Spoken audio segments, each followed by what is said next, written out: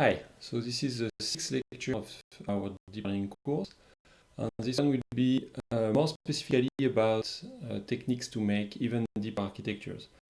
So what we have seen so far is mostly how we can use a careful initialization of the parameters, and how we can use stochastic gradient descent on the variants of stochastic gradient descent, such as Adam, to deal with more complicated architectures.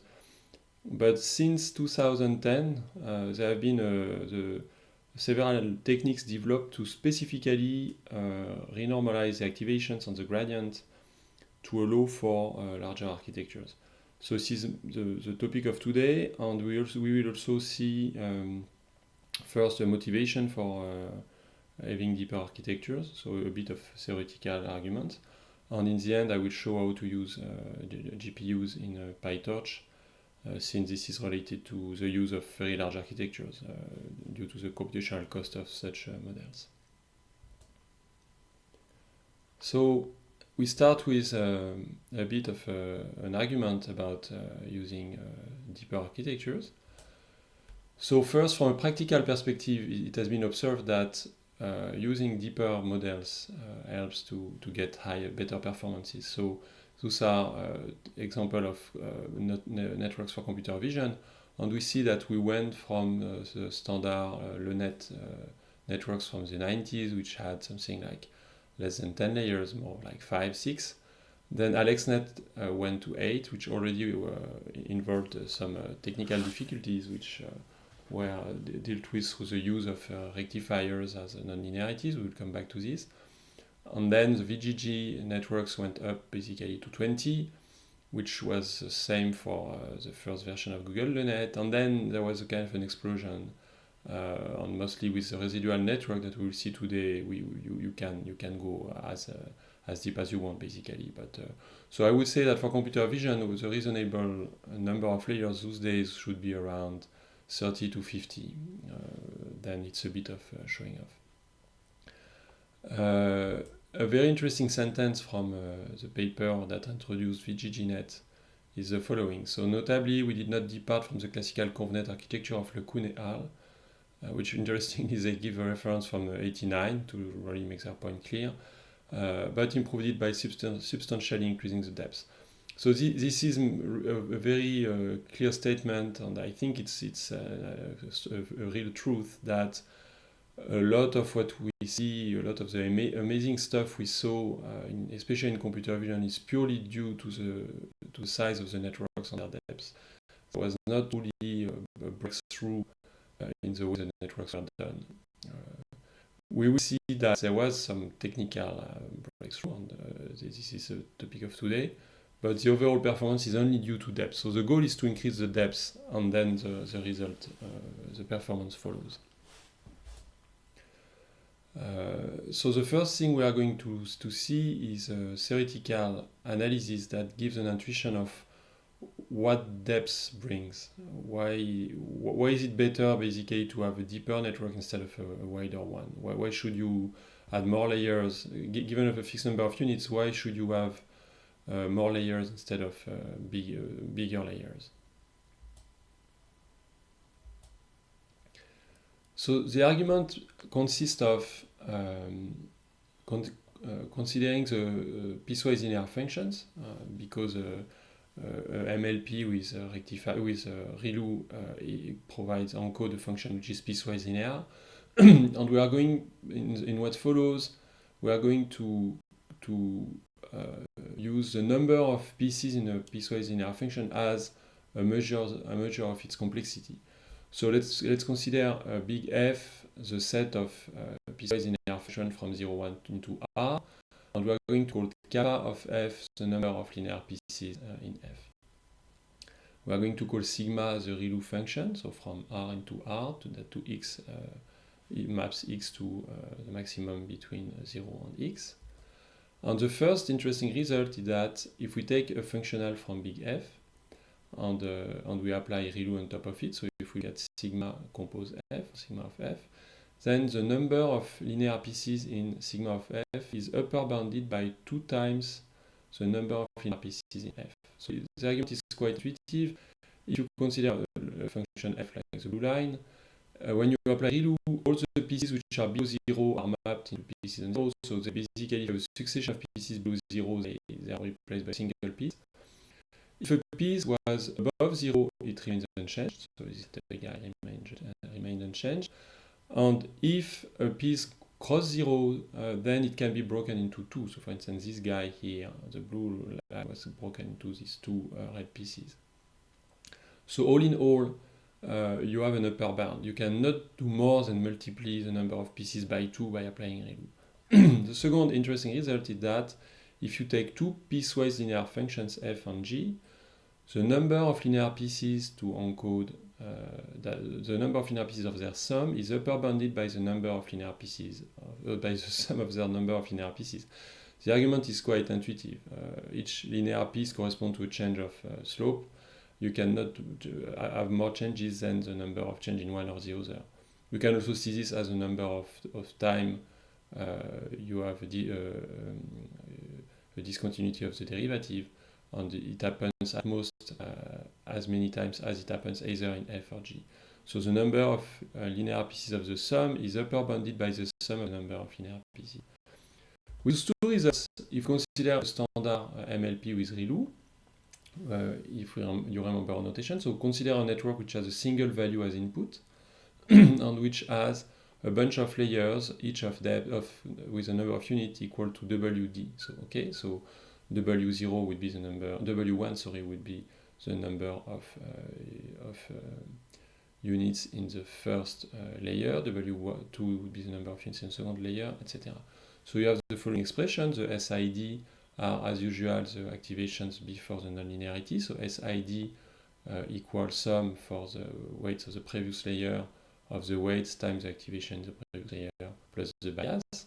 And then the activation after the nonlinearity is ReLU applied to the activation before.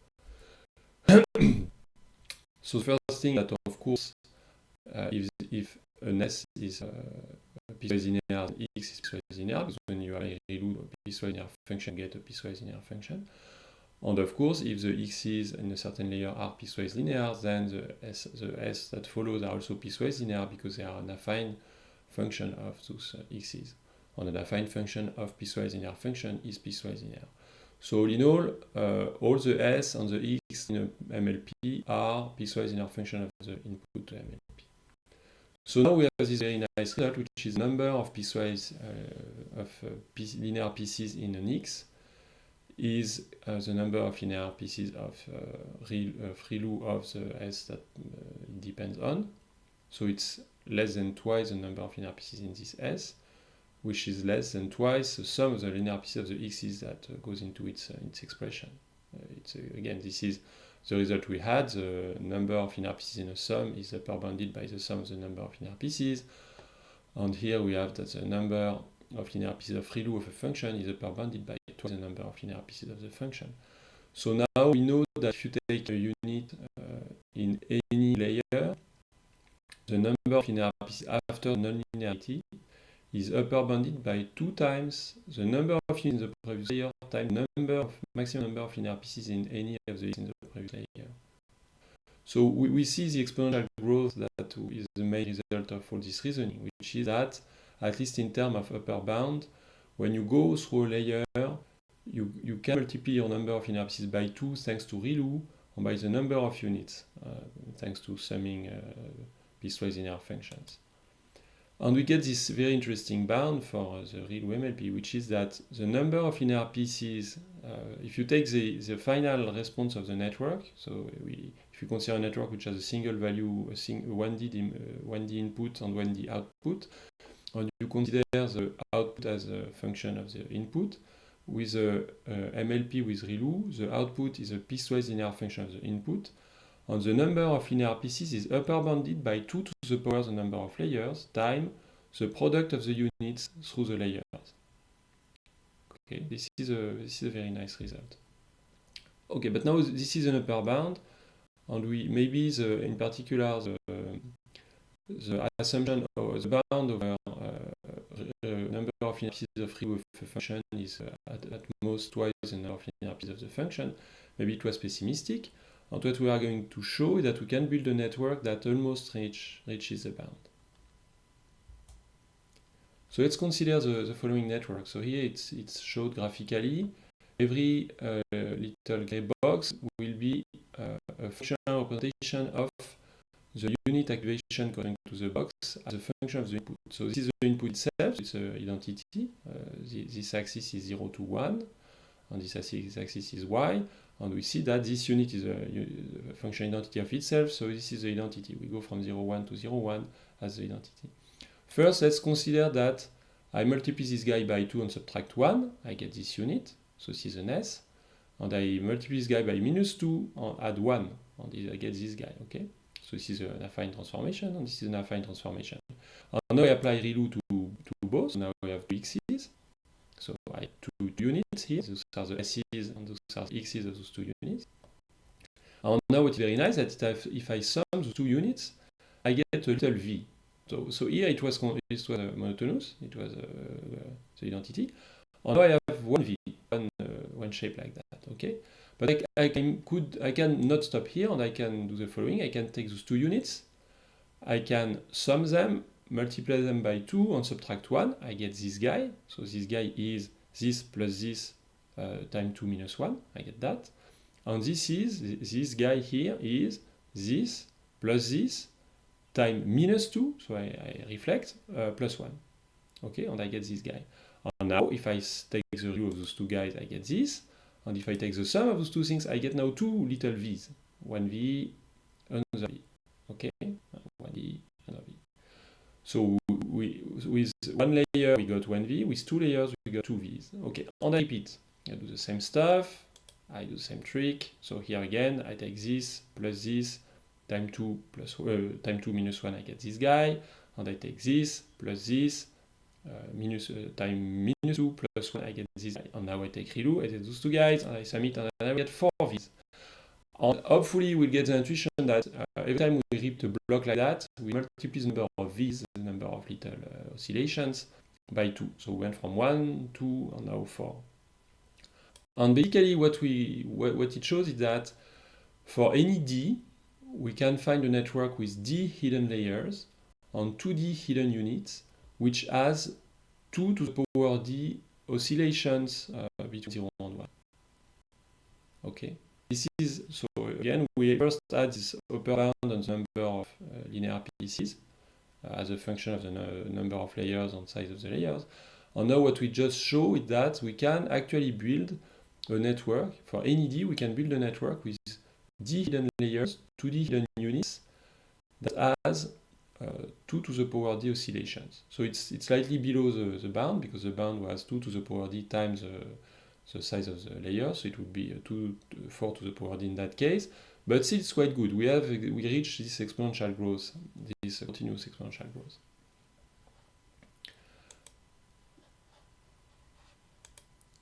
So now what we are going to show is that we cannot approximate this highly oscillating network with a small network. So let's consider another function, g in f, and we can look at how well can g approximate this f. So f is going to be my red line. So f is this highly oscillating network, this highly oscillating function. And I look at the f1, the L1 distance between f and g. Okay, so I take another g piecewise linear. This is my green line. And what basically I'm going to show is that if g does not have enough pieces, it cannot approximate f properly. So the argument goes as follows. We note first that g is going to cross the value 1/2 at most kappa of g, because every time you cross f, you have to change direction of your slope, so which means that at most it crosses 1/2 kappa of g times. So what we can do now is to remove those little slices, so they are of width 1 over 2 power d, so I remove kappa of them, I remove this guy, every time g crosses 1/2, I remove the slice, so I remove this guy, I remove this guy, I remove this guy, etc. So what remains is 2 to the power d minus kappa little slices like that. On such a slice, this is the argument, g is either on one side of 1/2 or on the other side of 1/2. Okay, So there is something for sure. On a slice like this, G cannot approximate F better than if it was going through 1/2, because it cannot approximate F more than the gray area. The gray area is the L1 distance between G and F on this block, on this slice, is greater than what is in gray over there. So, and it's the same on other slices. So it's on this gray area, on those slices where G is above 1/2, is the same as the gray area and G is below 1/2. So in the end, we first remove all the slices where G crosses 1/2. So we remove kappa of them. And on the other slices, we say that the distance between G and F on the slice is lower bounded by the gray area, which is 1/2 of the L1 norm between F and 1/2. So in the end, you have to go through this carefully, but we get that we know that the L1 norm between F and G is lower bounded by 1/16, and the 1 minus the number of piecewise of pieces in G divided by 2 to the power D. And it's a very nice result, because first it's L1 norm, so it has really a sense in terms of expected error. And also, it makes a lot of sense. The greater the depth of F, the more you need pieces in G. And what is very interesting is that the number of pieces you need in G is of the order of 2 to the power D. So when we put all this together, we can now rescale this by 16 so that we drop this guy, we have a nicer result. What we get is this very interesting result. Now let's consider that F is another MLP. So this result just shows that depth allows you to build networks which are very hard to approximate with a shallow neural network. So this is the argument. We exhibited an F such that any G which has a lesser number of layers will behave poorly, because putting all what we have seen before together, we have an F that of depth D star, which has 2 to the power D star oscillation. And we just showed that if you take any network G which has D layers of size W1, WD, the L1 error between F and G is greater than 1 minus, so 2 to the power D product of the size of the depth of G. So this is basically the complexity, an upper bound on the complexity of G. And this is the complexity of F, which means that for the approximation, to approximate F with G, you need these terms, this product, to be of roughly the same value as this guy. Which in particular for a single hidden layer network means that if you try to approximate a deep network F, which is carefully selected to be complicated, this is the argument, with a single hidden layer network G, you need to have in this single hidden layer a number of units W1 of the order of 2 to the power the depth of the other network. Okay? So to summarize this, to approximate this F that we build to be complicated properly, the width W1 of the hidden layer of a single hidden layer network has to increase exponentially with the depth of F.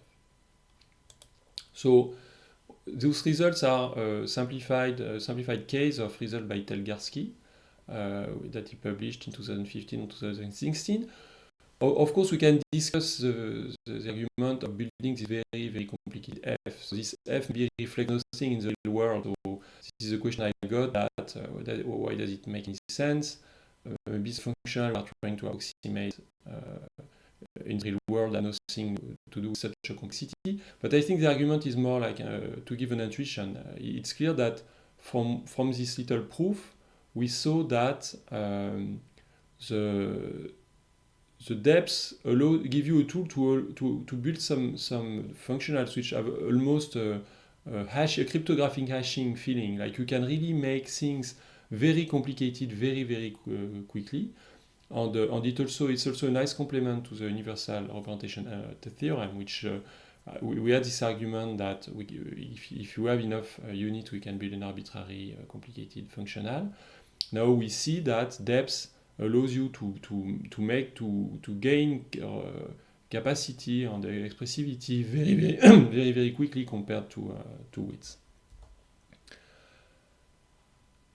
So now we have good reasons to want to build deep networks, and we have to face the issue of the amplitude of the gradient on the activation themselves. So we saw in particular that we have to ensure that the gradient does not vanish. So if we want to build this very deep network, we have to be sure that when we do the backward pass, the gradient will not be killed. We also saw this more subtle argument from Glorant and Benjo 2010 that you want that during training all the layers are going to be trained at the same speed. You don't want to have some layers saturating faster than the other during training, which would mean that you never train them jointly. You will have some of them are going to settle, and then the others will have to adapt to something which cannot be changed anymore. And finally, what we are going to see is that to make the life of the gradient descent easier, you want the gradient to be a predictable function of the weights. If the gradient is a very irregular function of the weights, the gradient descent that relies on looking at the local property of your loss functional to predict where to go makes no sense. So now we are going to see a few techniques that allow to train very, very deep architectures. And those techniques have in common that they actually change the processing that happens in the network. So instead of changing the optimizer or even changing the initialization, we are going to see that techniques which actively change the way the processing is done, actually change what is the computation going on in the network. So this may sound a bit weird because it's quite bizarre that instead of improving your optimization scheme, you actually change your set of functionals to make the optimization scheme performs better. But in some way it makes a lot of sense because maybe, and even this is debatable, but maybe what we are going to see makes the set of functionals worse in some way. Maybe using the modules we are going to see makes the best predictor you can build with them not as good as the best you could build without them. But those modules, those techniques make the life of the gradient descent so much better that training is going to eventually bring you back a far better predictor. So this is for me why maybe the explanation why those techniques, we had to wait so much to see those techniques appear, why there was this kind of period between the late 80s until 2010 where we have plenty of them, is that it's kind of a change of perspective over the whole thing. Instead of considering as a standard optimization problem where the optimization problem is fixed and now you just try to do your best and you just try to come with better and better optimizers, you go back to the problem itself and say, okay, I'm going to change those functions with the goal of making the optimization problem easier in mind. So in some way, we can summarize this like this. Our main concern is to make the gradient descent work, even at the cost of engineering substantially the class of functions. So we are going to change the class of predictors themselves, itself, to make the life of the optimization easier. And what we will also see at the end of this lecture is a computational aspect on the use of GPUs to speed up computation. So the first improvement that allowed to move to deeper architectures was the use of rectifiers. So historically, the nonlinearity that was used in most neural networks was hyperbolic tangent. And we saw that it has some connections with Bayesian inference, and it has very nice properties, it's differentiable, so it makes a lot of sense for gradient descent, etc., etc. But in practice, it has a very undesirable behavior, which is that when you go through a nonlinearity like this, as soon as you are too far on one side or the other, you end up on the plateau of the nonlinearity and the slope is dead. So when your activation is either too positive or too negative, you have no way numerically to know if it appears in the gradient descent that it should be smaller. You have no way to know if you should go on the left or the right because numerically the exponential tail makes the gradient really zero. You have nothing remaining. So the ReLU, the red slope is the red curve here is another nonlinearity which gained popularity for recurrent neural networks. So for people doing recurrent neural networks in the 90s face very early all the difficulties of deep architectures, because when you look at the training of recurrent neural networks, you have to unfold in time. We will see this in another lecture, but formally it's exactly like very deep architectures with weight sharing between the layers. So they developed the use of rectifiers as a way of dealing with vanishing gradient. And then this technique was brought into feed-forward neural networks and convolutional networks for image processing. So if we look at the derivative of those two functionals, so the gray line here is the derivative of hyperbolic tangent, and the red line is the derivative of ReLU, it gives a clear, intuitive understanding of what's going on. If you use hyperbolic tangent, as soon as your amplitude is too much on the left or on the right, too negative or too positive, your gradient is sealed, is set to 0. While with ReLU, as long as you are on the right side, as long as you have a positive value, you just go through the nonlinearity unchanged. Which means that even though it's still sometimes problematic, at least statistically, you keep half of your activation unchanged, and the price you pay when you go through the nonlinearity is at most on average 1/2. It's still exponentially going down, but it's not as bad as having this double effect of exponentially going down with number of layers and exponentially going down with how much you are away from 0. So the use of rectifiers was made popular in the computer vision community by the famous Krzyzewski paper from 2012, where the use of this nonlinearity was part of the reason it was so successful. And he has this nice graph where he shows that not only you have this qualitative effect of not killing the gradient, but also quantitatively it improves the speed of the training. So the argument is simply that the ReLU keep a steep gradient everywhere. And here this plot shows the training error as a function of the number of epochs. The dashed line is when they use hyperbolic tangent as nonlinearity, and the continuous line, the solid line, is when they use ReLU. And we see that the training error indeed goes down far faster with ReLU than with hyperbolic tangent. So there are a few variations around the idea of ReLU. So a popular one is leaky ReLU, where instead of having 0 on the negative part of the numbers, you have a linear part. So that this nonlinearity has one more parameter, which is A, which is the slope of this part. This part remains the identity as for standard ReLU. And on this parameter A can be either fixed or optimized during learning. So it's used in certain situations where training is even more difficult, and some people suggest that using this makes the life of the gradient descent easier, because now the gradient dies on either side. So you may meet this from time to time.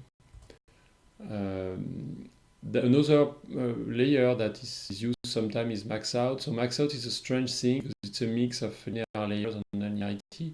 It's basically a max pooling over an arbitrary indexing. So what you do is that if you want to go from dimension D to M, there is a hidden meta parameter which is K, and what you are going to do is to build K linear layers of that form, so that go from D to M, and the final response is the max over this new index. So you compute for every dimension M, you actually compute K values, and then take the max over those K values for every one. So you get in the end M values, each of them being the max over K values, each of them being a linear function of the output.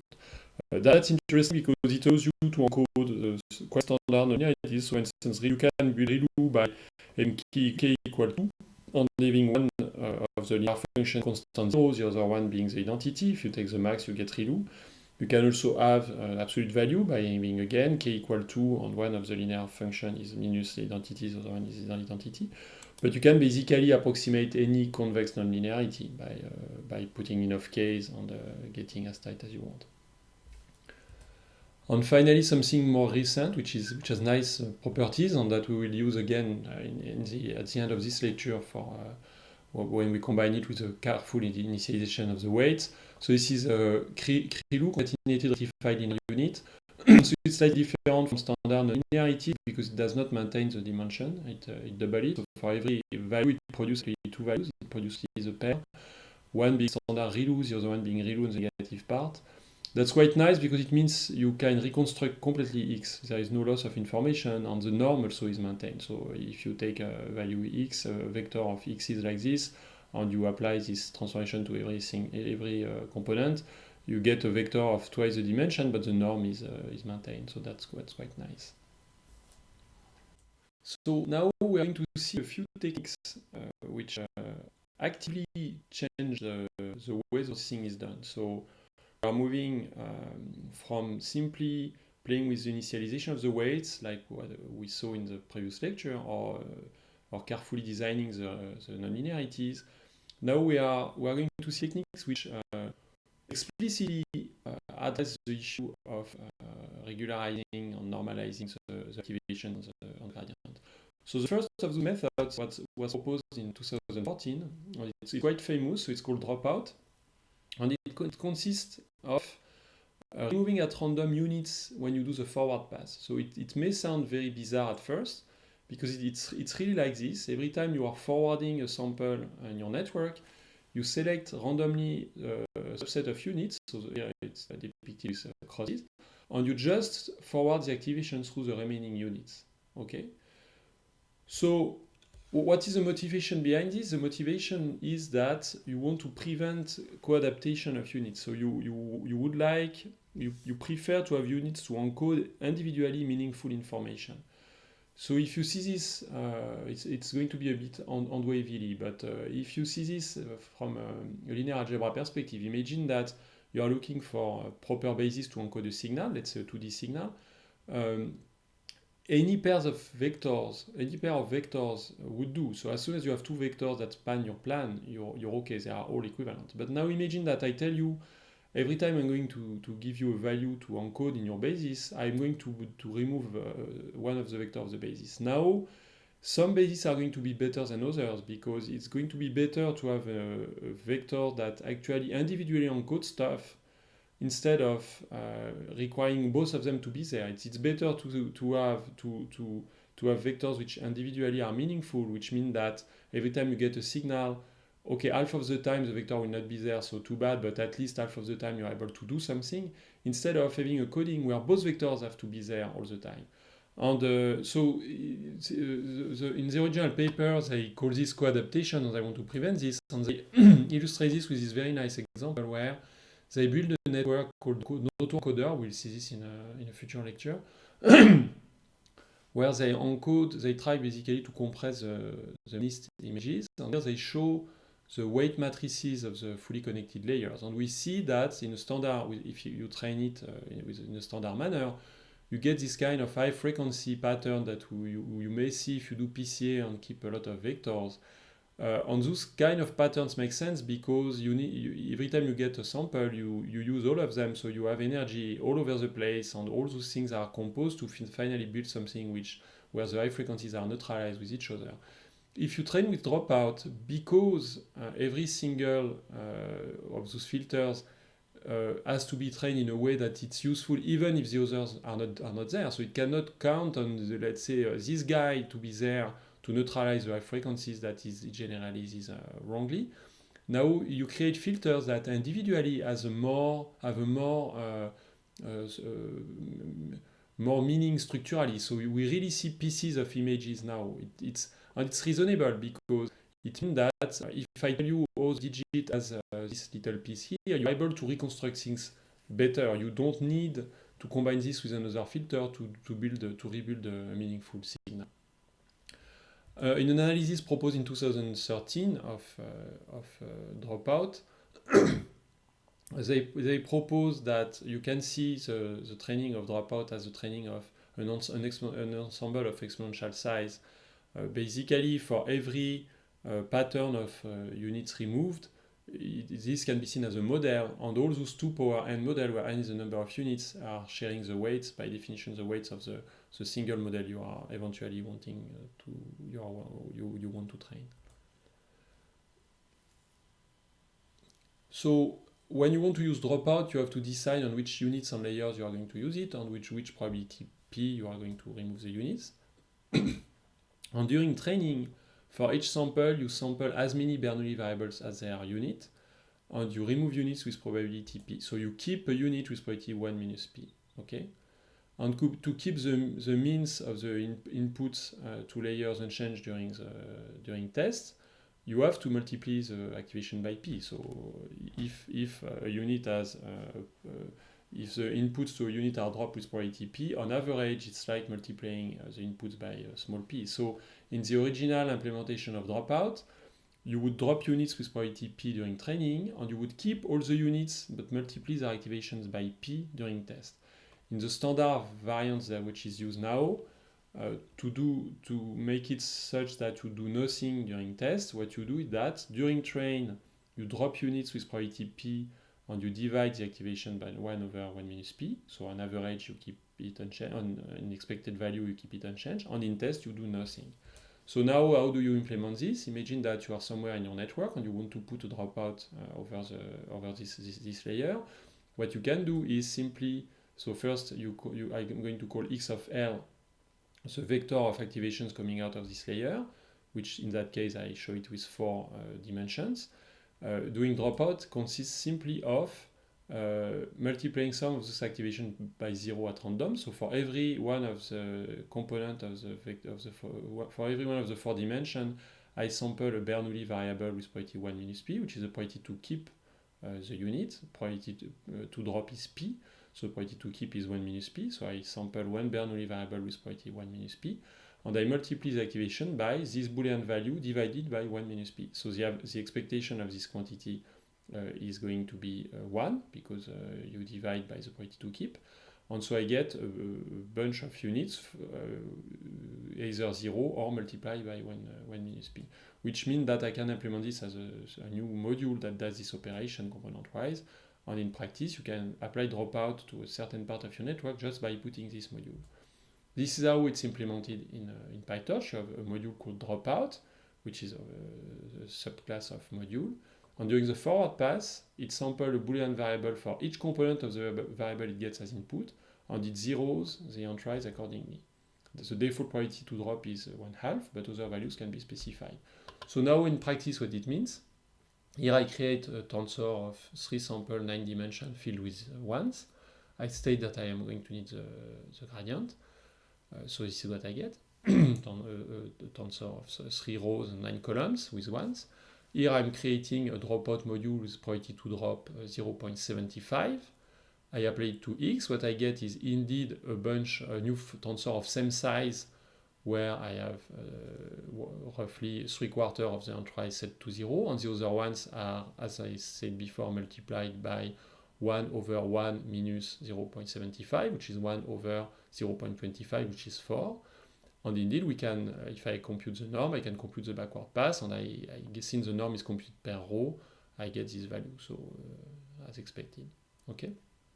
So it's quite handy, because it means dropout can really be applied to any layer just by putting it as the output after the layer, between 2 layers. So in practice, if you have, for instance, here a little network which is a MLP with 10 inputs, 100 in a layer, 50 in a layer, and 2 outputs with ReLU, I can just say, okay, I'm going to apply dropout in between the layers like this. Okay. So a quite important technical point is that with dropout, you have to set your network in train or test. This is something we have never seen before. Until now, the operations we were using were behaving exactly the same way in train and in test. Now it's different, because dropout during train is going to drop units at random, and during test it does nothing. So the method module.train allows you to set your model in training or test mode, or eval mode. So here, and it's going to recursively set the flag to all the sub-modules. So this is the kind of operation that uses the fact that it knows it has access to the structure of the model. So here what I'm doing is I'm creating a module, a dropout module. I put it in a model. So here I have a model which is a linear layer, a dropout layer, and another linear layer. if I look at the training flag of my dropout module, by default it's true. So by default, all the models and modules are in training mode. And if I set the full model in eval mode, which is train false, what I can look at now is that it has been propagated to the module dropout, which is inside the model. Okay.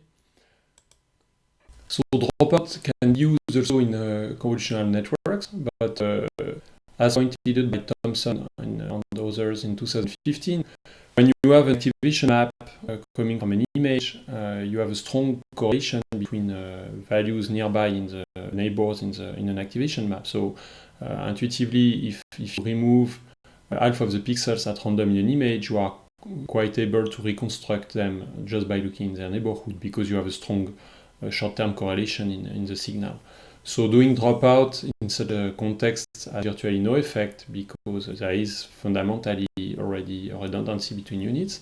So what was proposed was a spatial dropout, which drops channels instead of individual units.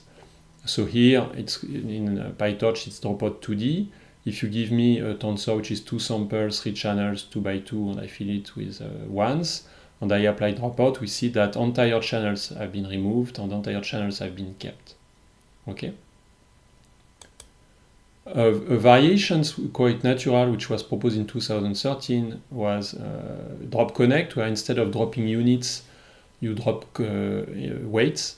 It's not so popular, mostly because it's super expensive computationally, because it means that every time you are moving a sample forward, you have to generate, you have to have a way of doing your computation so that weights differs from one unit to the other. And here you pay the price that this is a kind of operation which are done very efficiently in GPUs and in linear libraries, and starting to mess with it is very expensive.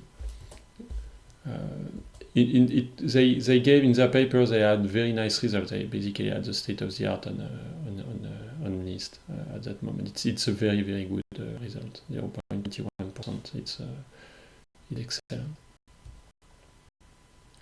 So now we come to another family of methods, which are activation normalization, where we consider the modules which explicitly normalize the statistics of the activation during the forward pass.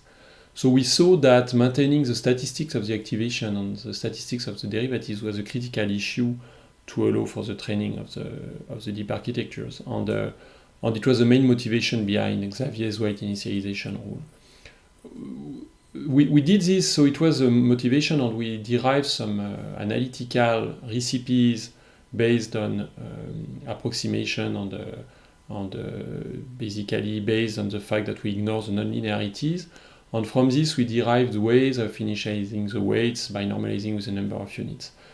An alternative to this is to explicitly numerically enforce the statistics. So batch normalization comes from this. It was proposed in 2015, and it consists in explicitly normalizing the first and second order moment of the activations over every mini batch. So the motivation they point out is that if you change a layer during training, if you change an early layer of your network during training, it means that all the following layers have to adapt to it. So let's say you multiply a certain layer by 0.9, all the weight by 0.9, it would mean that all the other layers that follow, all the following layers, have somehow to compensate from these changes so that their own processing still makes sense. And this is what they called covariate shift, and they explicitly design batch norm to prevent this. So batch normalization can be done anywhere in a deep architecture, and it forces the activation first and second order moments, so that the following layers do not need to adapt to their drift. So during training, batch normalization shifts and rescales according to the mean and variance estimated on the batch. So this is very, very unusual, because now, until now, we have considered the mini batch as simply a way of organizing the computation, but from an efficiency perspective, to be able to leverage batch processing on GPUs and stuff. here it becomes explicit in the processing itself, in the sense that we cannot anymore describe the processing occurring in the network as a per sample operation. And during test, batch normalization simply shifts and rescales according to the empirical moments estimated during training. So again, batch normalization is a module that during training is going to normalize first the mean and the variance on every mini batch according to the empirical estimate on the mini batch, which is very unusual. And during test, it will simply shift and rescale according to the empirical moments, so mean and variance estimated over the training set. So given a bunch of samples in a batch, so here I consider that every sample is a vector of dimension d, and I have big B of them in my batch. This is the batch size. What we do is that we compute the empirical mean of the value. So this is a vector which is the empirical mean of the vectors in my batch, and I also compute component-wise the empirical variance. So I subtract from my vectors the empirical mean and I take the square. So this is done component-wise. And then what we do is that we compute for every sample a normalized version, ZB. So from every XB, compute a ZB which is XB minus empirical mean divided by the empirical standard deviation plus an epsilon to avoid numerical errors. And then we compute the output of the batch normalization module is going to be ZB pointwise multiplied by gamma plus pointwise beta. Okay, so for every component we have a target mean on the target standard deviation, beta and gamma respectively. Okay. So again, we get a batch of B vectors, compute the empirical mean, empirical per component variance, and then we compute a normalized activation, which is the zero mean, one standard deviation, and we rescale and shift it for target mean and target variance, target standard deviation per component.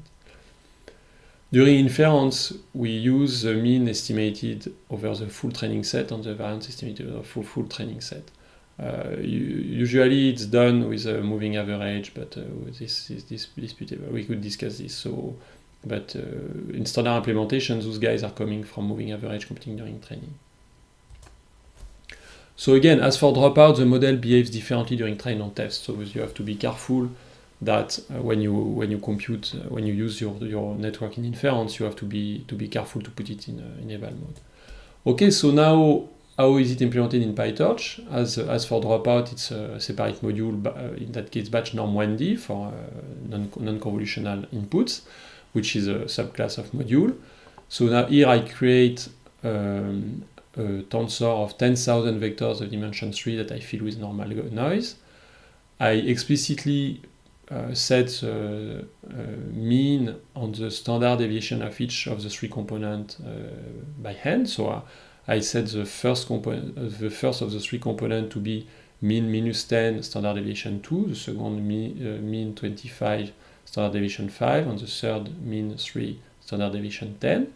I wrap it into a variable. So now if I look at the mean, I get something close to my targets, to what I set. On the standard deviation, I get something close to what I set. Okay. So here I've uncrafted a tensor, a bunch of vectors with the target mean and standard deviation. And now if I create a batch norm, I set, so the meaning of the bias field for the batch norm module is target bias, and the meaning of weight is the target standard deviation. So I set the standard mean, the target mean to 248 and the target standard deviation to 123. And if I apply batch norm to my x, I get a new y, which has the same number of samples. If I look at the means, I get the means that my batch norm layer was wanting. And if I look at the standard deviation, I find the... So here I have set them by hand, but we can also train them. So to train, to find the proper gammas and betas, we have to compute the derivative of the loss with respect to the input values on the parameters. And I'm going to explain how to do this in the coming slides, but for clarity, since the components are processed independently, the batch norm process component process the sample component-wise, I'm dropping the I don't index the component, I consider a single component. So remember that the empirical mean over the batch is simply the average. The empirical variance is again the average of the square, the difference between the values on the empirical mean. And the normalized response before there is the target rescaling is simply the input minus the mean divided by the standard deviation, and the final output is gamma time this normalized value plus the bias. Okay, so the first quantity we need to compute is the derivative of the loss with respect to the parameters, and this is quite a piece of cake, because if you compute the derivative of the loss with respect to gamma and beta, it's simply the loss is influenced only through y, so the derivative of the loss with respect to gamma is the sum over the batch of the derivative of the loss with respect to the y's times the derivative of the y's with respect to the gamma, and this piece of cake, because this is an affine expression, so this is quite nice. So here, no problem, we have quite directly what we need. The derivative of the loss with respect to gamma is the sum over the mini-batch of the derivative of the loss with respect to the output of the batch norm layer times normalized values in the batch norm layer, and the derivative of the loss with respect to the bias is even simpler. So this is quite nice. The problem is that when we want to compute the derivative of the loss with respect to the input to the batch norm layer, it's going to be very ugly, because every single input impact all the outputs through the empirical moments. If you change an input, you change the empirical mean you compute in your batch norm, and you are going to change all the outputs. And that's quite horrible. So if we look at the derivative of the loss with one of the ZB, it's gamma times the derivative of the loss to one with respect to one of the YB, and the derivative of the loss with respect to the empirical variance is 1/2 this horrible expression. So I'm not going to detail this, but in the end, what we get is that the derivative of the loss with respect to the input is the derivative of the loss with respect to the normalized values, which is this quantity, time 1 over the empirical standard deviation plus 2 over b, derivative of the loss with respect to the empirical variance, time the gap between the output and the empirical mean, plus 1 over b, derivative of the loss with respect to the empirical mean, which is over there. So it's quite atrocious expression. I'm more giving them to show that, as usual, we can just compute the derivatives, and also because maybe if you look inside batch norm, you may if you want to change a little bit what batch norm is doing, you may need this expression at some point, but in practice, you may never have to deal with them.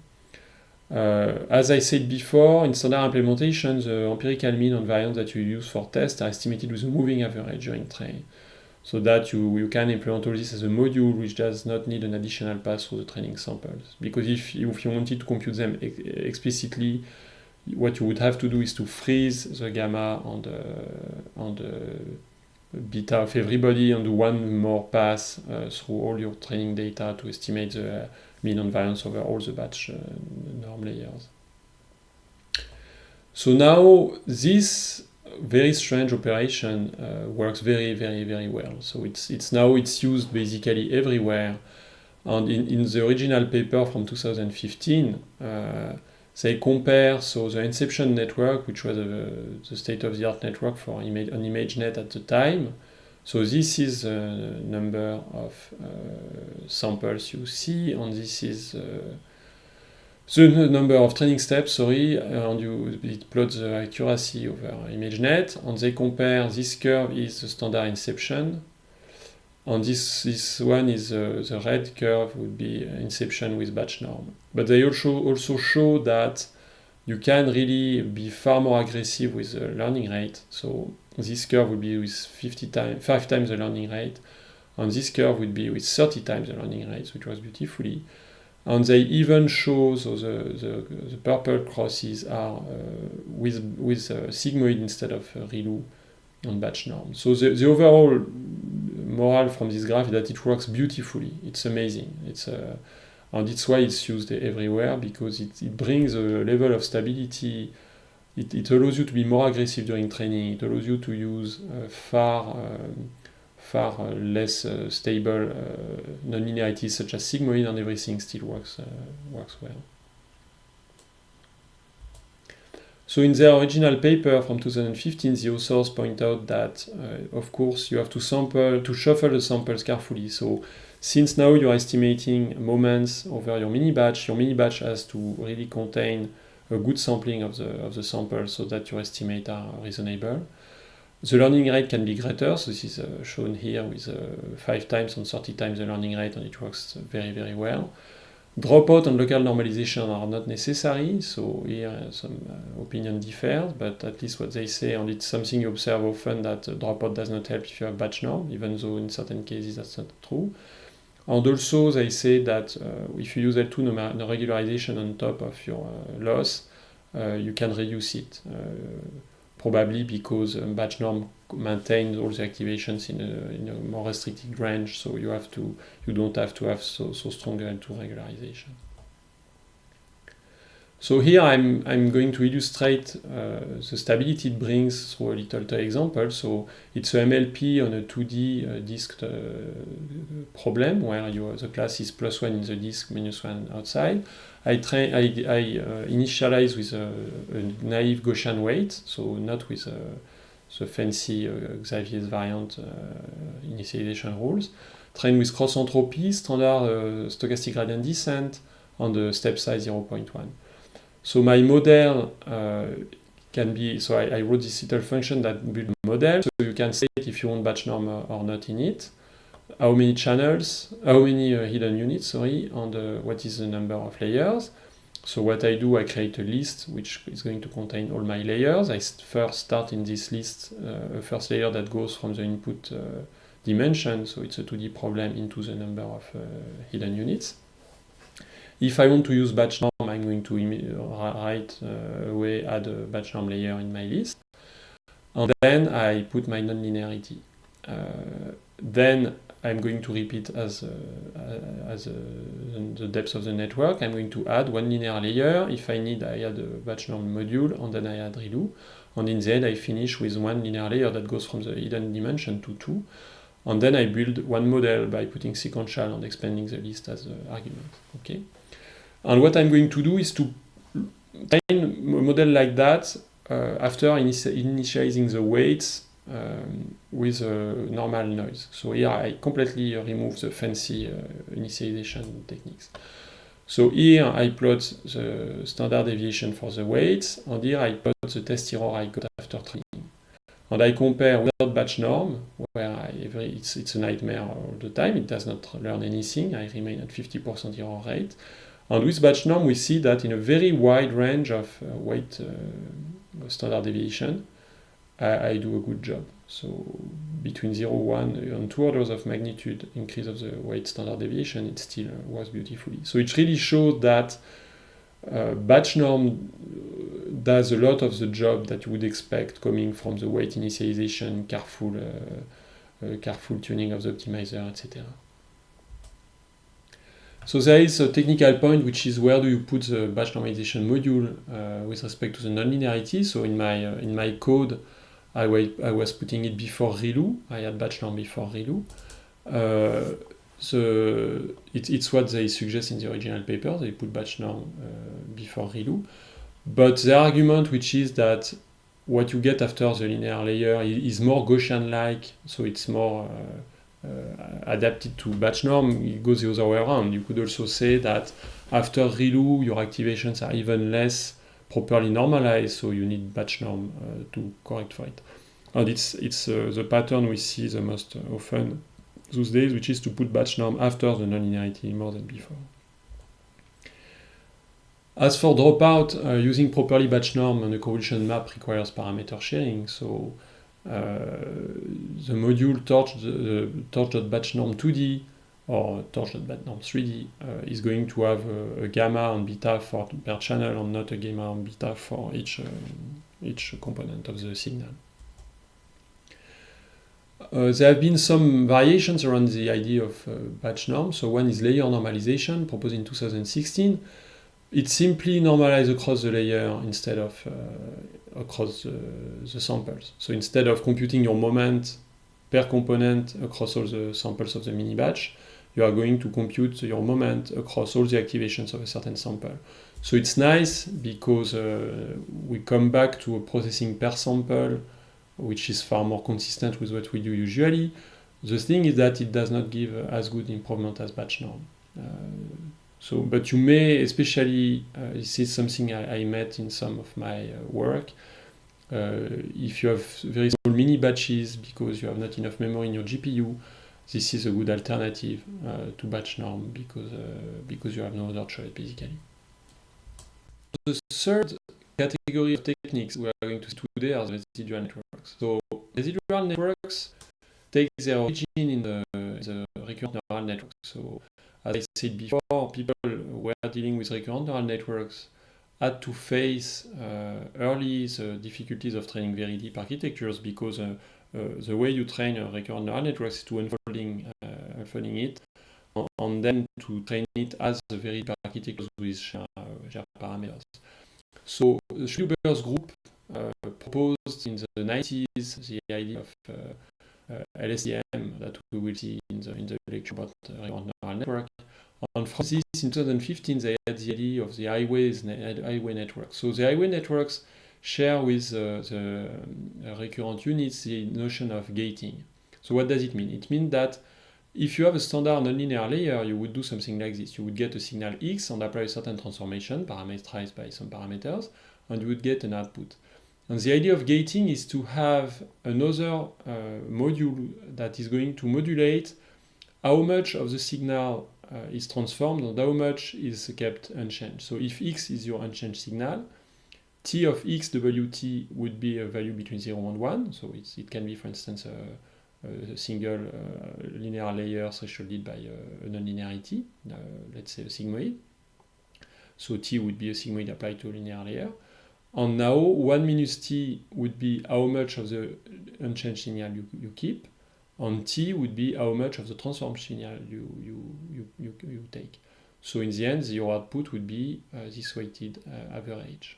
So it can be depicted like this. You would have your input signal X, a part of it is multiplied by 1 minus T and sent as is to a sum, and the other one goes through a transformation H, and then multiplied by T, the complementary of this, and you sum both. Okay. In their paper from 2015, they showed that this allows them to train networks up to 100 layers without problem. And the residual networks proposed in 2015, so just after the highway networks, simplify the idea by directly having a non-gated pass-through. So now, the typical block you see in residual networks is as follows. You would have a linear transformation, batch norm, ReLU, linear, batch norm, and then you sum the signal as it was before all those transformations, and then you apply ReLU. So you go from, that would be a very standard architecture where you have linear batch norm, ReLU, linear batch norm, ReLU. On a residual network, just add this pass-through and add it unchanged to this transform value. So thanks to this structure, what you are learning in this block, in this block composed of multiple layers, what you are learning is a residue between the initial value and the target value. That's the delta between what you had before the block and what you would like to have after the block. So a technical point is to deal with blocks which would change the size of the signal, because here, to be able to do this sum, the signal you get here has to be the same as the signal you get there. So this can apply transformation but should keep the tensor size unchanged, which is not the case if you have, for instance, a convolution where you reduce activation maps or you want to increase the number of channels. So what they propose is, in their original paper, was only two ways of changing the tensor size, either by reducing the activation map by a factor of 2, or increasing the number of channels. So in the first case, let's say you have an activation map of that size, then you apply your transformation and you would like to have a pass-through. What you do that, if you have reduced the size of your activation map, in that case by a factor of 2, which is the only situation they consider, what you do is that you subsample on your regular grid the original tensor and just add it as is. So what you do is simply subsampling to make the size of the pass-through identical to the size of the transformed tensor. To deal with increasing the number of channels, they consider two options, either to pad with zeros. So if you go from C channels to C prime, you add a bunch of C prime minus C zeros, or they apply 1 by 1 times C filter C prime time. So it's really like they apply a linear transformation to go from dimension C to dimension C prime. Okay. So finally, the residual networks they propose are fully convolutional, which means they have no fully connected layers. We'll come back to this in the next course. But basically, the idea is that you keep convolutional processing all along, and at the end you do one per channel global average pooling, and you get one value per channel, and then you have a single fully connected layer. That's very nice because it means that with such an architecture, you can feed the network with images of slightly different size. They don't care. So you could, of course, if they are very highly different size, it may be an issue because the filter scale really varies from one image to another. But if you just have different inputs that differs by a few percent of size, such an architecture deals with them perfectly. So this is the kind of architecture they end up with. So this would be their baseline. This is a fully convolutional all along without the pass-through, and this is a residual network where every 2 blocks you have your pass-through. And here the dashed line is when they do this either. So here they reduce the size of the activation map, and then sometimes they increase the number of channels, etc. Okay, and so the performance are absolutely amazing. So they improve the state of the art in ImageNet a lot. So they compare. So this is the standard network without the residual strategy with 34 layers and 18 layers. So we see that without the residual structure, without those pass-through, it's harder to train on the 34 that perform worse than the 18 layers. With the residual architecture, then you see that you do even better. So you go from accuracy 30 something down to accuracy 28 or 27. So an analysis that was proposed of the residual network was to see them as ensembles. So if you consider, for instance, a simple network with 3 residual blocks of that form, so each time the activation is the sum of input activation to the block plus the transformation happening in the block, you can look at the final activation, and by expanding iteratively the terms with their values, you get in the end the sum of 4 terms, which one is you go through only the pass-through, second is that you apply the first transformation and then go through the pass-through, etc. And in this paper by Belong's group from 2016, what they showed 2 very interesting results. One was that in inference, the performance of the network depend not on the number of blocks you consider, but the number of terms. So what they did was to remove some of the blocks and look at how the performance goes down, either with the number of blocks or with the number of paths through the blocks. And they show that what matters is the number of paths, the number of terms in the ensemble.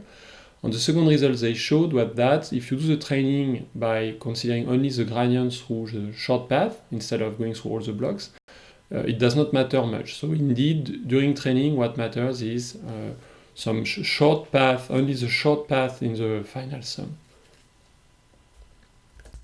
And maybe to finish with the residual network, 2 interesting variations on the idea. One was stochastic depth proposed in 2016, where it's basically a mix between residual networks and dropouts, where you add one random variable, Boolean random variable for each block that allows to switch them off during training, and you keep only the pass-through.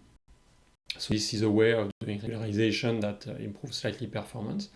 And another quite interesting animal is shake-shake regularization proposed in 2017, where the technique consists in having for every block twice two copies of the processing, and to set at random during the forward pass which one you take. So it's a bit of a random path strategy. But what's very, very bizarre is that during the backward pass, they do the same. So they select at random which block they go through. And in the end, doing so, they got state-of-the-art result at that time over CIFAR and CIFAR 10 and CIFAR 100. As far as I know, this does not generalize to ImageNet and other datasets. So it may be reflecting in part the specificities of CIFAR, because we see some methods that behave well on CIFAR, not on other dataset. But still, for me, it's a very nice example of a technique where at first you would expect it would never work because it completely goes contrary to the intuition about what is a backprop. But it gives an interesting result, which means there is a lot of mystery still to understand in backpropagation. So now we can finally come back to the initialization of the parameters. So we saw last time that what we can do is to derive analytical recipes that take into account the architecture of the network to rescale the weights. But what we can do also is to do this empirically. So instead of making assumptions over the activation of the gradient, we can simply initialize the layers at random and then rescale them according to the moment we observe empirically. So one technique in that spirit is the layer sequential invariance initialization proposed by Mishkin and Matas in 2015. So what they do is that they initialize the layers in a forward manner, randomly. So in their case, they even go one step further and initialize them with orthonormal matrices to control the conditioning of the weights. But then, after having initialized a layer randomly, they push all the sample through it, and they rescale the weights so that the empirical variance they observe will be equal to 1. So it's basically the empirical version of the motivation for the initialization we saw when you divide the weights you make the weights proportional to 1 over the square root of the number of units. But in that case, instead of having assumption of independence and assumption over the activation, you just force it empirically. Another careful initialization was proposed by Balduzzi et al. In 2017. So this comes from an analysis of the residual network. What they observe is that empirically, if you look at the relation between the input and the gradient for a shallow network, you have large-scale structure, a bit like this. And if you look at this relation for a deep network, then it's more like white noise. There is a very irregular relation, very unpredictable relation. And if you look at this relation in the case of a deep ResNet, you see something more similar to what you observe for a shallow network. So they make an analogy with a Brownian noise, a random walk-like stochastic process, or a white noise, where indeed, in the case of the random walk, you have large-scale structure, while in the case of the white noise, there is no structure at all. And they make the point, which is quite intuitive, that this is very difficult. This makes a very difficult situation for the gradient descent, because by definition, the gradient descent tries to exploit local regularity to make a guess about the global landscape it has to move into. So their point is that the ResNet works because you have this large-scale structure that you would also observe in a shallow network. To prove their point, what they propose is a fancy initialization of a network using CRILU that makes the network initially linear. So in more detail, what do they do? So you remember that CRILU nonlinearity produces twice the number of components. So if you get d dimension, you produce 2d. And they go by pairs. The output to the CRILU nonlinearity go by pairs. Each first element of each pair being the standard ReLU of the corresponding input, and the second element of the pair being ReLU applied to the opposite of the input. So when you combine the two, when you take this one minus this one, you can rebuild exactly the corresponding input activation. And what they propose to do is to combine this nonlinearity with weight matrices, which are carefully crafted initially so that the network will behave linearly. So in practice, what it means, they are going to consider a weight matrix W tilde of size which has as number of rows, number of dimensions you want after your layer, and which has number of columns 2D, which is the number of outputs of the CRILU. What they do that the weight columns go by pairs each second element of the pair being the opposite of the first. So there is an underlying matrix of dimension d prime times d, which is W, and when you build your W tilde, each column, the first column would be the first column W, the second column would be the opposite of the first column of W, the third column would be the second column of W, etc. So again, the columns come by pairs, each one of if the first one of each pair being one column from W and the second one being the opposite. So now, what does it mean in practice? It means that if you have a vector x, a single vector, column vector here, you send it through the nonlinearity, you get a vector of dimension 2D, and you apply your weight matrix. Now we can look at this carefully. So the component j of this value is going to be the sum over the input dimension of the weight jk times the component k of phi x. This is simply the matrix vector product. Here I expand the sum from 1 to 2D into the sum over the even columns, the odd columns on the even columns. So it's just a way of going through the exact same numbering, but instead of having k going from 1 to 2D, I have q going from 1 to d, and then I did 2q minus 1 on 2q.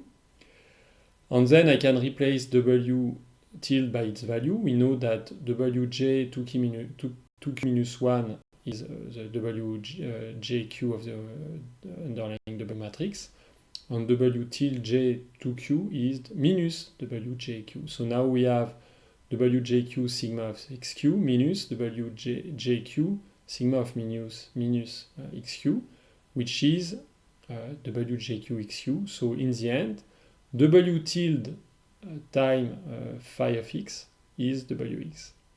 So it's a very interesting operation, because it means that at first, so just after the initialization, w tilde is such that this layer behaves, in spite of the nonlinearity, behaves exactly like a linear layer, which means that when you look at the full network, even if it's very deep, it's a linear operation that is going to maintain the structure observed by Balduzzi and the co-authors of the shallow network. It's going to have this large-scale structure in the relation between the input and the gradient. So now they compare this network and initialization to baseline. So here you have the standard ResNet. So here it plots the accuracy and CFR as a function of the depth of the network. You have the standard ResNet, which is the yellow line, so it behaves very, very nicely as expected. If you have a linear network without the nonlinearity, so just the product of the layers, you get the blue line, it's quite bad. And they compare the network simply with ReLU. So when the depth increases, it starts to collapse. Then they compare with CReLU, because we could wonder if the performance comes not for ReLU alone, or if it's due to their fancy initialization. We see that with CReLU it works a bit better, but still collapse. It's probably it's quite reasonable that it behaves better than ReLU, because CReLU is going to maintain the norm of the vectors. It has overall a better behavior. And then they compare to CReLU with their loop linear initialization, and this is the red line. So it's really a good confirmation that, at least in part, the performance of ResNet comes from this very nice behavior, very gradient descent compatible behavior at first. So to summarize what we have seen today, we saw that the use of rectifiers prevents the gradient from vanishing during the backward pass. We saw that dropout forces a distributed representation by avoiding co-adaptation of units. We saw that batch normalization dynamically maintains the statistic of activations by normalizing them on the fly on each mini-batch. We saw that identity pass-through connection in residual network keep a structured gradient and lead to a distributed representation. And finally, we saw that a smart initialization can put the gradient in a good regime. So that basically that very quick overview of the different techniques specific to deep learning. So my advice is, of course, to practice a lot, because it's hard to get a feeling just by reading papers of what's useful for what. And it's also quite difficult to know how those different elements can interact, especially things like how should you combine dropout and batch norm, should you combine dropout and ResNet, etc. So once more, my advice would be practice. So the last part of today's lecture is about using GPUs. So GPUs have been quite central in the development of deep learning, in particular because the size of the state-of-the-art networks is such that they require extremely heavy computation. So even though GPUs were designed historically for computed generated images, so for computer graphics, they are by structure extremely parallel architectures, and they are very fitting to signal processing and high dimension linear algebra. So again, their use is central to the success of deep learning. So how is a modern PC structured? So you have the central piece is the CPU, which itself contains multiple cores. Intuitively, a core is a unit able to run a program, so you can do multiple run in parallel physically. In practice, each of these core itself has several float computation units, so it's quite complicated. But roughly speaking, a CPU has between 4 to up to 8, 12, maybe 16 cores. It's very unusual to have the CPU with more than 12 cores or 8 cores.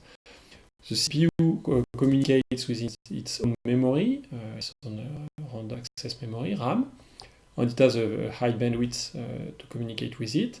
And you also have a link of communication between the disk and network and the memory, which is far slower. So exchanging data, taking data from the disk and putting them in memory is far slower than exchanging data from the CPU's memory. In a standard PC with a GPU, so the GPU has this form, it has its own memory, and it has multiple cores similarly. But now the order of magnitude for a CPU is around 4 to 12 cores. For a GPU, it's more thousand. So if I take the GTX 1080, which is a standard high-end GPU for gaming, it has 2,500 single precision computing cores, each of them at 1.6 GHz. So the overall performance is 9 teraflops, which means 9,000 billion floating point operations per second. The speed between the GPU cores and its own memory is very fast. The speed of exchange between the GPU memory and the CPU memory is slow. If you have a second GPU, it has the same structure, and even though I did not draw it here, you may have a very high communication link between two GPUs. This scheme gives you a very rough idea of how this works, but actually the structure inside the GPU of how the memory is organized is a very complicated topic. I won't go into detail here. So in a paper from 2016, we can get this very, very nice benchmarking. So they basically compare multiple models in multiple frameworks over either CPUs with multiple threads or server CPU, which are usually more powerful, again with multiple threads, so thread meaning multiple computation going in parallel. And they also compare with single GPUs. And the overall, so you can look at this into detail if you're interested. It's quite a work they did here because they benchmarked very, very precisely everything. That you can see that a GPU, this is a very standard gaming GPU, goes 20 times faster than the best you can achieve on a CPU. So there is really an advantage in using GPUs.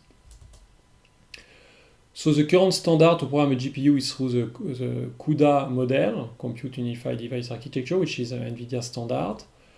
There are alternatives such as OpenCL, which is the standard for many manufacturers. And more recently, AMD provided something which is very close to CUDA, called HIP, Heterogeneous Compute Interface for Portability. In parallel to the GPU makers, Google developed its own processor for deep learning called TPU, and they now have TPU2, which is they put accent over the fact that it's really for tensor processing and not for graphic processing, so hence the name TPU. It's targeted as TensorFlow, and it offers an excellent processing per energy consumption performance. So as of today, so I made this slide a few months ago, but it's still the case, NVIDIA hardware remains the default choice for deep learning, and CUDA is the reference framework in use. Hopefully AMD will catch up. So AMD has excellent hardware, they really have poor libraries, and the libraries are central because the way you organize the computation before giving it to the GPU is very, very critical. As far as I know, from what I heard, there should soon be an alternative from AMD. So there should be libraries so that their hardware can be used as well as NVIDIA's hardware. From a practical perspective, libraries interface the framework, so for instance PyTorch, with the computational backend, which can be a CPU or GPU. So the main ones are BLAS. So BLAS is a standard software interface to do linear algebra operations, so mostly products of matrices. And the idea that every time you have a fancy piece of hardware, whether it's a CPU or GPU, you have a corresponding library. So from your perspective, it's always the same interface, the same API to call BLAS, but the implementation differs with each piece of hardware. And on top of BLAS, you have LAPACK, which provides a fancier linear algebra operation, such as solving linear systems or computing eigendecomposition. QDNN is a library provided by NVIDIA to do deep learning operations, so it implements specifically stuff like convolutions and such. So the use of the GPUs in PyTorch is very simple, and it's simply done by manipulating the proper tensor types. So basically, if you are using any torch.cuda.something tensor, it is stored in the GPU memory, and all the operations are done by the GPU cores. So in practice, we saw that we have a bunch of tensor types corresponding to different integers or different float precision. To every single one of those tensor type correspond a CUDA.something, which is exactly the same precision and encoding, except that being of that type means that it is physically in the GPU memory, and that it means that operations would be done by the GPU cores. So apart from copy, operation cannot mix different tensor types, which means it cannot mix CPU and GPU tensors, or it cannot mix different numerical types. So here, for instance, I define a float tensor on the CUDA float tensor. I can copy the second in the first, this works. But if now I want to compute the sum of the two, I get an error. So I would have to explicitly make one of the two, either the float tensor, make it CUDA float tensor, or the CUDA float tensor should be transformed into float tensor. Operations maintain the type of the tensor, so you generally do not need to worry about making your code generic regarding the tensor types. However, if you have to explicitly create a new tensor, the best is to use the variable new method. So imagine, for instance, that I want to write a function that gets a tensor and returns a tensor of same type and same size full of zeros. Then I could do this. I could call the constructor x.new that is going to return a tensor of exactly the same type as x. I pass it the size of x and I fill with zeros, and it works. If I pass it a float tensor 3.5, I get a float tensor 3.5. If I pass it a CUDA double tensor 5.2, I get a CUDA double tensor 5.2. A very important point which explains why PyTorch refuses to do conversion implicitly is that moving data between the CPU and the GPU memory is far slower than moving it inside the GPU memory. So converting a tensor from a CPU type to a GPU type actually corresponds to moving a lot of data through the bus inside the PC. So it's not it's quite an expensive operation to do. The method torch.cuda.available returns the Boolean variable that tells you if you actually have a GPU available. And the tensor method CUDA returns the clone of the tensor on the GPU if the tensor is not already there, or it returns the tensor itself if it was already there, keeping everything unchanged. Conversely, the method CPU makes a clone of the CPU if needed, and they both keep the original tensor unchanged. Finally, the method torch.module.CUDA moves all the parameters and buffers of the module to the GPU, and conversely, torch.module.CPU moves everything on CPU. Note that also they do not have an underscore in their name. This module operation may change in place. So which means that now to use a GPU, a typical snippet of code you would have to add would be, after having defined the model, the criterion, and after having loaded the data, you would do this. You would check if you have a GPU, and if you have a GPU, you move the model to the GPU, you move the criterion to the GPU, you move the training data to the GPU, and you move the test data to the GPU. This may look surprising. Why do I need to move the criterion to the GPU? It's because some criteria do have data inside. So for instance, they have a weighting of the classes or other quantities which have to be moved to the GPU so that operation can be done. Now, if you are rich enough to have multiple GPUs, basically the operation between the GPUs, between tensors on different GPUs is the same as between a CPU and GPU. It's forbidden, so you can only do copy to explicitly move from one GPU to the other. And it's simply because, again, it's an expensive operation. Moving tensors around, it's quite slow, so you have to do it only when absolutely necessary. Each GPU has a numerical ID, and torch.cuda.setDeviceID allows to specify where the GPU tensor should be moved by CUDA, but you can also pass explicitly an ID to CUDA, to the CUDA method when you want to move a tensor somewhere. You can also get where is a certain object by calling torch.cuda.deviceOf, and this can be a tensor or storage, and you get the ID. So now, if you want to use multiple GPUs simply, there is this beautiful piece of code, which is data parallel module, which is itself a module. So actually, it's a wrapper around another module that is going to take advantage of multiple GPUs.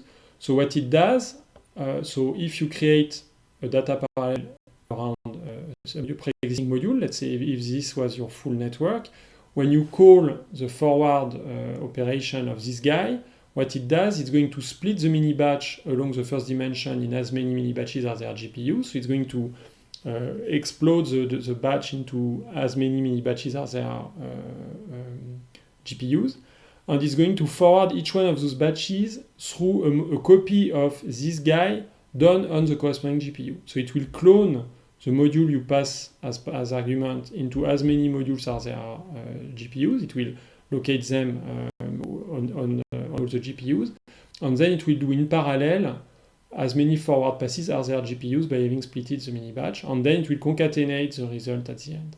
And of course, all this is autograd compliant. So basically, it will transparently to you split the mini batch into as many GPUs and do all the operations in parallel.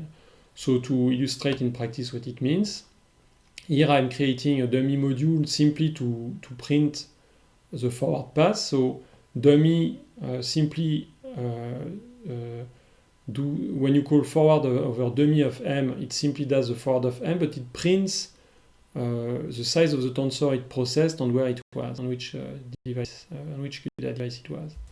So now in practice, here I create a tensor of 50 samples of 10 dimensions that I fill with normal noise. I create a dummy module around a linear module that goes from 10 to 5, so this is consistent. I move my tensor and my model to CUDA. And now if I call directly m of x, so if I call dummy over x, it prints simply 50, 10, because it sees only a single mini batch. But if I wrap it into data parallel, so now I built MP, which is data parallel around my dummy module, and I do the forward pass again. Now I have two prints corresponding to the forward pass through the two instances of my dummy module over the two GPUs, and each of them gets only half of the mini batch. So you may need more complicated stuff, but usually to deal with multi-GPUs, data parallel does the trick. You don't really need to do more than that to leverage properly your hardware. Okay, so that was all for today. Now we move from the practical to the mini project for several weeks, and you can get information regarding the mini project at this URL. Thanks a lot for your attention, and see you soon.